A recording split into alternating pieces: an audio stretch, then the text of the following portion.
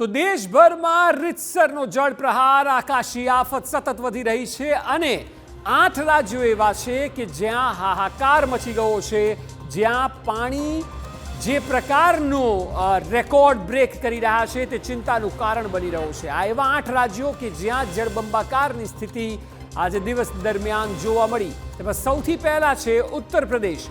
ઉત્તર પ્રદેશમાં અનેક નીચાણવાળા વિસ્તારો દિવસભર ત્રાહિમામ પોકારી ઉઠ્યા છે। ઉત્તર પ્રદેશની બાજુમાં દિલ્હી રાજધાની છે, પરંતુ અહીં આપ જુઓ તો જેમ કે અંતરિયાળ વિસ્તારનું કોઈ ગ્રામીણ વિસ્તાર હોય તેવા હાલ થયા છે।